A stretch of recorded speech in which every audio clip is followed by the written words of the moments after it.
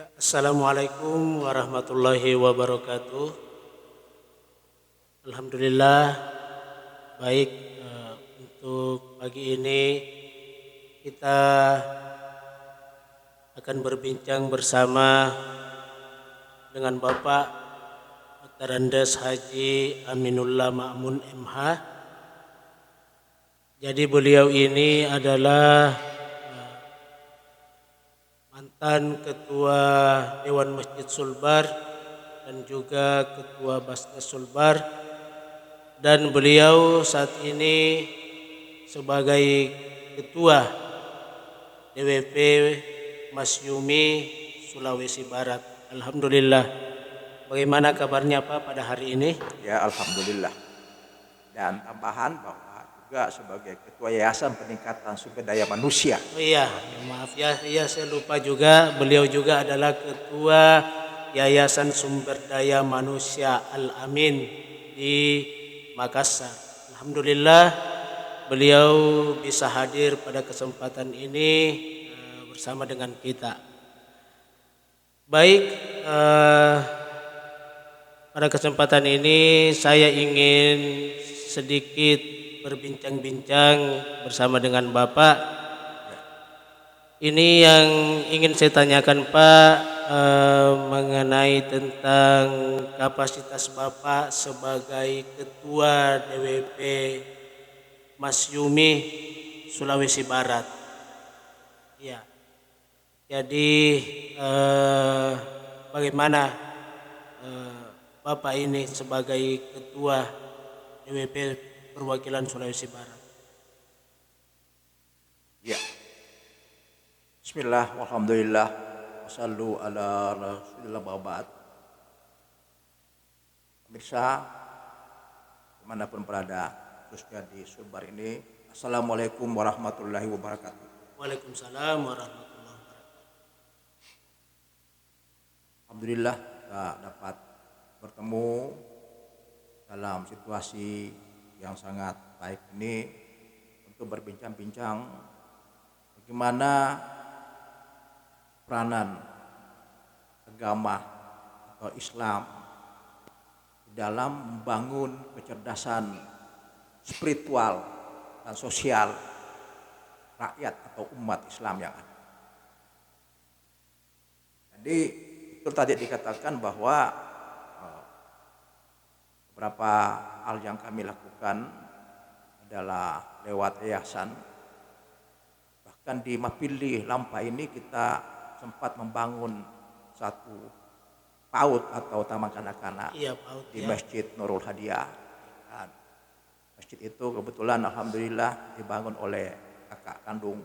Jadi kami ikut memberikan partisipasi atau ikut meramaikan dan ikut memberikan kontribusi di dalam kemajuan umat Islam di Lampa. Dan alhamdulillah muncul dengan adanya kegiatan keagamaan tiap malam Jumat, tiap bulan, bahkan kadang-kadang kita bertemu dengan orang-orang dari Jakarta.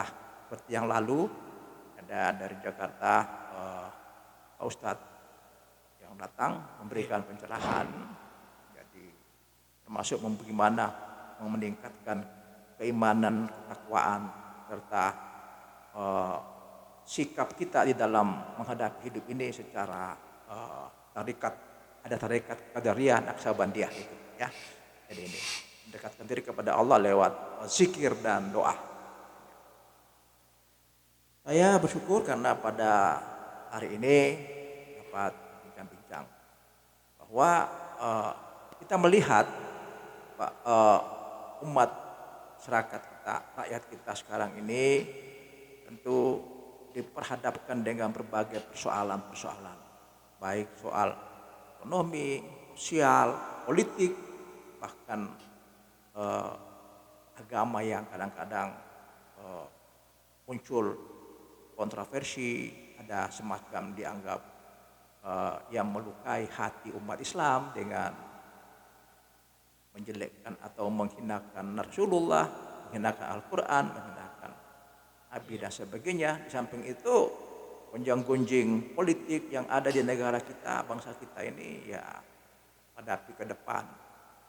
siapa tokoh kita, siapa pemimpin kita yang kita akan tokohkan ke depan. Jadi kita terpanggil bagaimana ikut membangun kecerdasan spiritual dan sosial masyarakat, bangun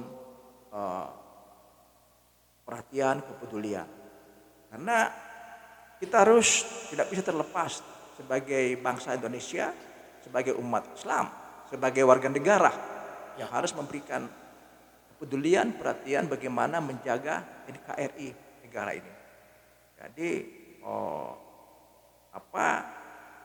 tanggung jawab kita bersama bukan hanya pemerintah, tapi seluruh lapisan masyarakat, apakah ustadz, apakah tokoh agama, apakah penyuluh, apakah negarawan, apakah politikus, anggota legislatif, dan juga birokrasi, dagang, pengusaha, semua lapisan masyarakat harus ikut mengambil bagian di dalam membangun bangsa ini, termasuk bagaimana mencerdaskan umat, mencerdaskan bangsa ini di dalam hal-hal ideologi, politik, sosial, keamanan negara, jangan diganggu oleh negara lain, dan agama, hukum, keadilan, dan sebagainya.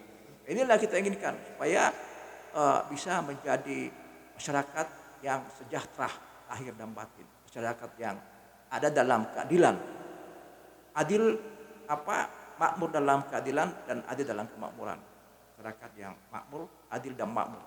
Itu kita inginkan ke depan, karena itu adalah menjadi cita-cita daripada bangsa kita.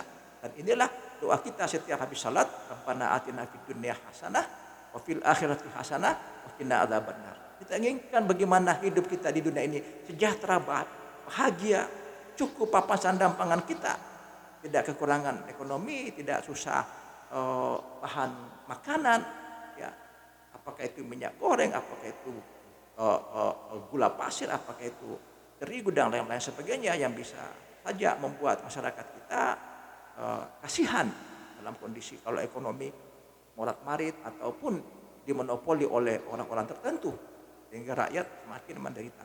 Inilah perlunya kita ada pembalik, ada pencerahan, ada tukar-menukar informasi, dan rupanya ada selain Ananda Sadli SPD ini mencoba membawa saya untuk diajak berbincang-bincang bagaimana ini kita harus membawa masyarakat umat jangan buta dengan kondisi yang ada ke depan. Kira begitu. Ya. Baik, ini kalau saya perhatikan sangat peduli sekali ya dengan kondisi masyarakat kita saat ini, baik dari sisi ekonominya, agama, dan lain-lain. Politik juga termasuk di dalamnya. Itu kalau boleh saya tahu apa yang mendasari Bapak ini sehingga begitu ingin memperbaiki kondisi yang ada sekarang ini. Bagus itu. Jadi kita di dalam Islam itu ada kalimat sebaik-baik orang adalah yang memberikan manfaat kepada orang yang lain. Khairun nas anfa'uhum linnas. Yang kedua itu bahwa kita ini hidup begitu singkat. Kita harus memberikan apa yang dapat kita beri kepada negara kita, bangsa kita, agama kita, supaya kita punya arti, punya makna. Karena hidup hanya sekali, setelah itu kita mati. Jadi kalau kita hidup tanpa karya, tanpa amal, itu laksana pohon yang tidak berbuah, tidak ada yang dapat dinikmati oleh orang. Hanya inilah yang mendasari kita dan mengajak yang lain, termasuk para penyuluh, termasuk tokoh-tokoh agama, pimpinan-pimpinan lembaga, apakah eksekutif, legislatif, ya, mulai dari beberapa kementerian, termasuk pengusaha dan sebagainya, untuk ikut mengambil bagian bagaimana membuat rakyat ini dapat sejahtera lahir dan batin, dunia akhirat. Itu perlu ada jalan ke sana. Kita antar ke sana. Antara lain lewat penyuluhan. Ada penyuluh. Pertanian supaya bisa subur tanaman padi, ada penyuluh pertanian. Supaya orang beragama dengan baik, ada penyuluh agama. Ada Papua, ada Kemenak, ada Kementerian Agama dan sebagainya, dan lain-lain. Inilah kita fungsikan, semua harus terlibat. Jadi saya sebagai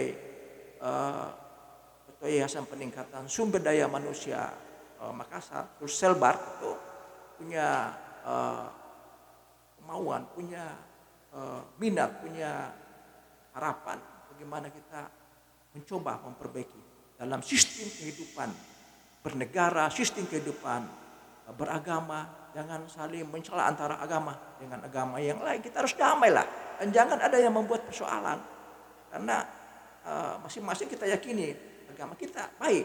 Lakum dinukum menjadi agama saya, bagi kamu agamamu, bagi agamaku. Nah, kalau terjadi antara satu dengan yang lain saling menghina, itu bisa terjadi perpecahan dan bisa membawa adu domba antara umat di bangsa kita, di negara kita ini. Kita harus hindari seperti itu. Nih. Jadi itulah yang mendorong saya, Linda Satli, dimana punya kepedulian. Karena kalau tidak punya kepedulian berarti tidak punya perhatian kepada kemajuan bangsa negara kita. Apapun tugas kita, sekecil apapun jabatan kita memberikan, minimal kita berdoa supaya kita mendapatkan pemimpin-pemimpin yang amanah, pemimpin yang cerdas, pemimpin yang sehat, pemimpin yang peduli dengan rakyatnya ke depan. Ya, luar biasa sekali ya Bapak Haji Aminullah Ma'mun ini, begitu pedulinya dengan bangsa kita sekarang ini. Ini kalau boleh saya tanya Pak, adakah kira-kira tempat ya atau wadah atau lembaga begitu, jalan untuk supaya bangsa kita ini bisa semakin maju atau semakin sejahtera, baik itu di bidang ekonomi, termasuk dalam sosial budaya dan juga politik.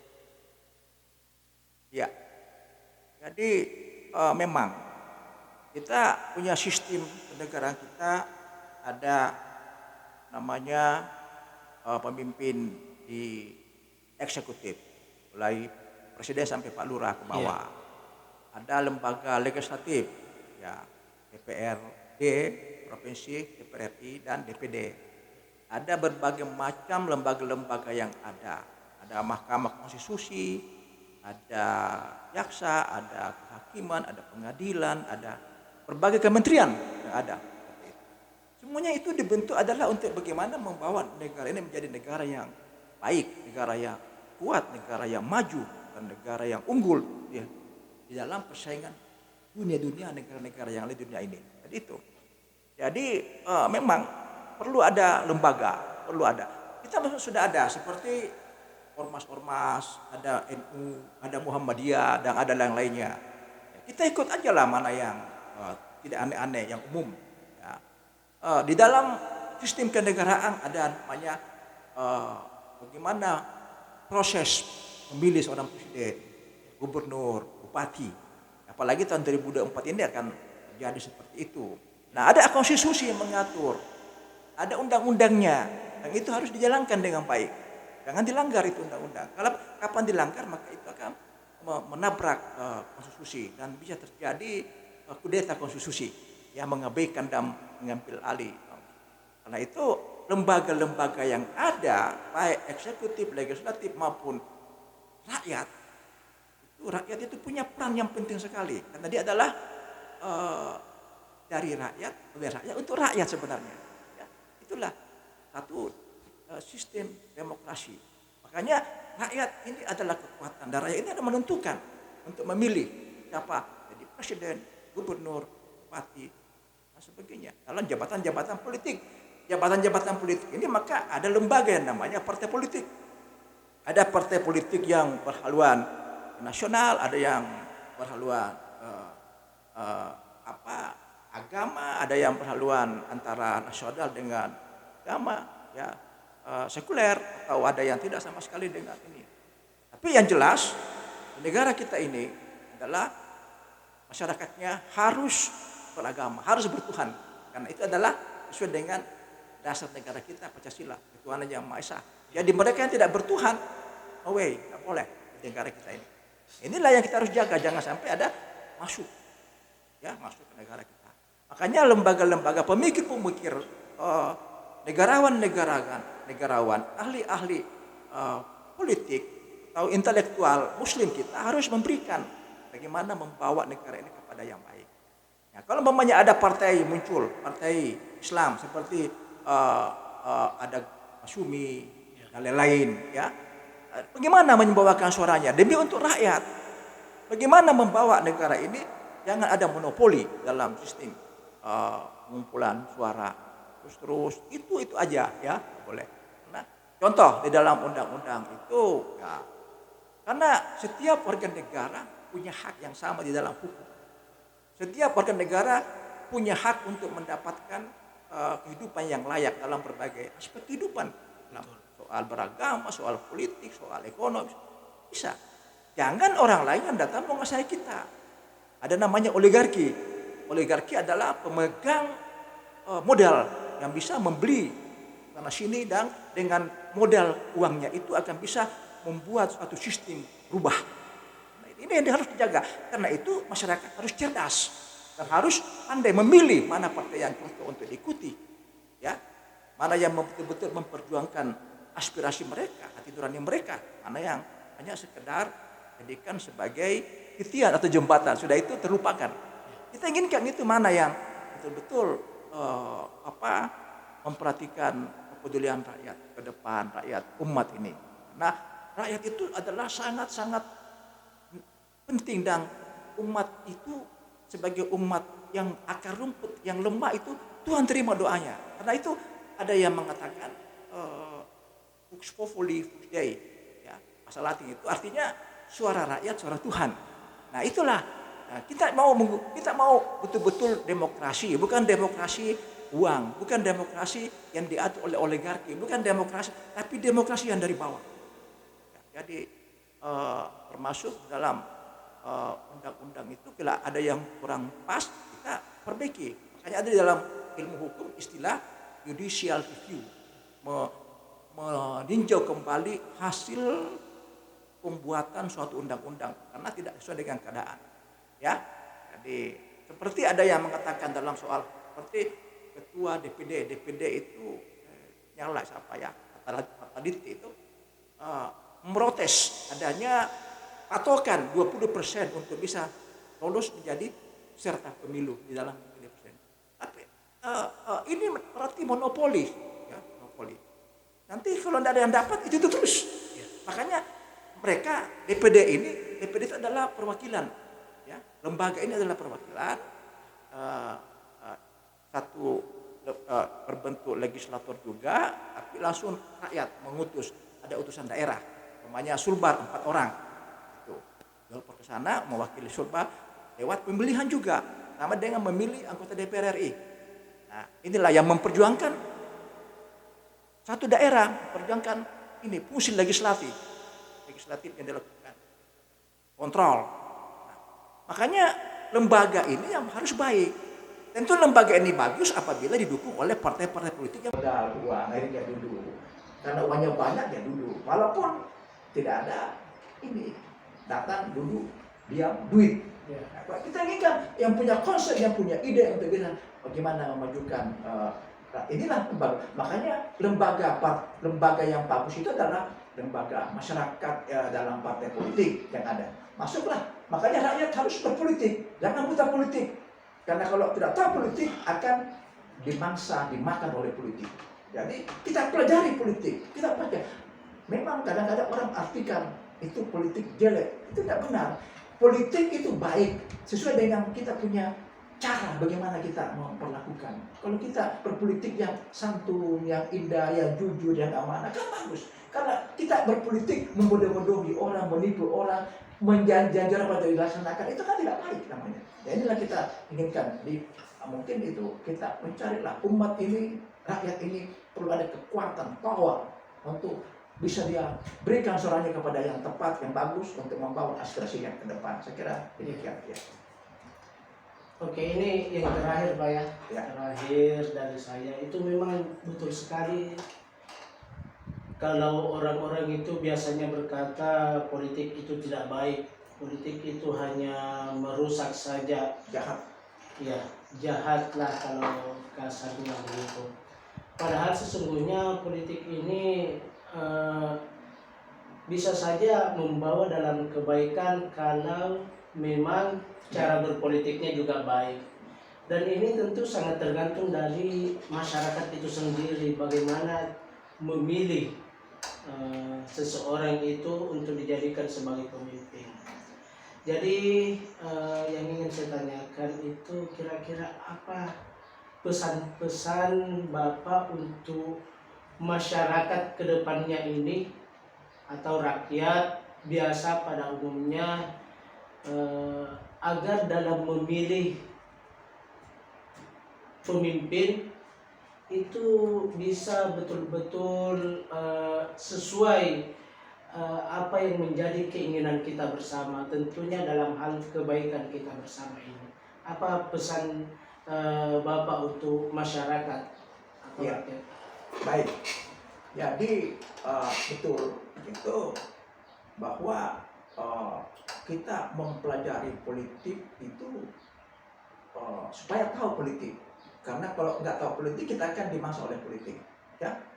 Tapi makanya kita harus mencari mana tempat saya untuk memberikan aspirasi yang bagus. Ya, pesan saya yang pertama, carilah satu partai yang memang sejalan dengan nurani kita. Ya, artinya hati kita, karena ada partai nurani ya. Jadi sesuai dengan hati kita. Kemudian bagaimana kita harus membaca situasi. Karena itu perintah agama dalam Al-Quran itu perintah membaca, ikra. Ikra itu bacalah. Apa yang dibaca? Bacalah apa yang ada, yang tertulis dalam Al-Quran, yang tertulis dalam sejarah, mulai bagaimana sejarah negara kita terbentuk, siapa yang berperan. Dulu ulama kita yang berperan membentuk negara ini, sehingga ada negara Kesatuan Republik Indonesia. Dulu pernah menjadi negara Indonesia Serikat, pernah jadi negara federal, pernah menjadi ini, pernah hampir dijadikan dengan Nasakom oleh Soekarno, ya, nasional, komunis dan agama, ya, Nasakom. Jadi nasional, agama dan komunis akan dicampur aduk. Kita enggak, ini karena kita punya dasar Pancasila, ya, ini. Jadi tentunya pandai-pandailah memilih mana tempat saya memberikan aspirasi, termasuk partai. Kita lihat apa, ada partai baru, ada namanya Masyumi. Masyumi ini dulu dibangun oleh tokoh-tokoh negarawan, ada Pak Nasir, ada Kiai Agus Salim, ada Kiai Hasyim Asy'ari, ya, tokoh pendiri NU, ada Kiai Ahmad Dahlan, saudaranya dan sebagainya. Ada banyaklah yang ini. Nah itu, dan mereka teruji, mereka bagus, sehingga pernah umat Islam ini bersatu dalam Masyumi. Di situ NU-nya, di situ Muhammadiyahnya, dan menjadi pemenang dalam pemilu tahun 1955 yang lalu. Inilah yang barangkali perlu kita pikirkan. Bagaimana kalau kita kembalikan kemenangan itu, kembalikan nuansa itu, kembalikan. Mari kita beramai-ramai kita mencoba. Makanya tanggung jawab saya selain sebagai tokoh agama, sebagai mantan pejabat struktural dan fungsional dan lembaga masyarakat, termasuk yayasan ini, mengajak, berpesan, ayo kita gunakan mata kita dengan melihat mana yang pas kita baca, telinga kita mendengarkan mana yang benar, hati kita renungkan mana yang bagus, ya, karena itu Allah mengatakan apalah tumsirun, apabila kamu yang melihat ini ada partai ini A B C D ada ini. Apakah kamu tafakkur, tidak bertafakur tentang keadaan ini? Bagaimana negara kita ke depan, bagaimana anak cucu kita, bagaimana membayar utang yang begitu ribuan triliun, siapa anak cucu kita ke depan? Apakah nanti negara kita akan diambil oleh bangsa lain karena tidak mampu membayar rumahnya? Soalnya, apalah tak kilo apa anda kekerakal? Ya, kita harus punya analisa, punya akal. Makanya rakyat umat ini harus cerdas dalam memilih, cerdas di dalam berorganisasi, berpolitik, dan memilih di mana lembaga yang dia akan ikuti, partai apa yang dia ikuti supaya bisa lebih baik ke depan. Jadi inilah beberapa pendiri-pendiri termasuk Kiai Hasyim Asy'ari adalah pendiri Kementerian Agama yang pertama, bahkan dia adalah mungkin ditawari jadi menteri agama, tapi diberikan kepada putranya. Jadi inilah gambaran-gambaran bahwa kita inginkan bagaimana menempatkan sesuatu pada tempatnya. Datanglah beberapa alternatif. Kita tinggal memilih dengan mempergunakan hati kita, pemikiran kita, analisa kita, dan kita menimbang-nimbang, wah ini yang bagus. Kita ikut ke situ aja supaya bisa lebih baik ke depan. Mudah-mudahan kita bisa menjadi bangsa yang mendapat ridha Allah. Baldatun thayyibatun wa rabbun ghafur ke depan bisa. Jadi bangsa yang adil, makmur. Adil dalam kemakmuran dan makmur dalam keadilan, insyaallah, amin. Di dunia hasanah, wa fil akhirati hasanah. Itu di dunia kita bisa hidup dengan baik, dengan lenggeng, dengan bahagia. Juga nanti di akhirat kita bisa. Makanya carilah satu organisasi, satu partai yang punya nilai ibadah ke depan. Terima kasih. Baik. Ya, alhamdulillah, pada kesempatan ini kita bincang-bincang bersama dengan beliau. Alhamdulillah, beliau ini sangat banyak sekali pengalamannya, mulai dari ketua Dewan Masjid Sulbar sampai jadi ketua Basnas, menjadi ketua yayasan, mubalik juga beliau, alhamdulillah. Dan saya juga mulai sedikit paham tentang yang namanya politik dari penjelasan beliau tadi ini. Ternyata politik itu sangat bagus apabila yang orangnya juga baik dalam menjalankan. Tentu itu tergantung bagaimana cara kita berpikir dengan melihat situasi yang ada untuk sekarang ini. Jadi jangan sampai hanya karena misalnya kita disogok atau diuang tanpa melihat orangnya, itu bisa membuat kondisi masyarakat kita sendiri ini bisa menjadi rusak ya. Baik, terima kasih kepada Bapak untuk hari ini. Insyaallah lain waktu mudah-mudahan diberikan umur yang panjang, kita bisa bincang-bincang kembali Pak ya. Oke, saya akhiri. Billahi taufiq wal hidayah. Wassalamualaikum warahmatullahi wabarakatuh. Ya, nanti digabung aja kalau ada lagi kegiatan. Iya Pak ya.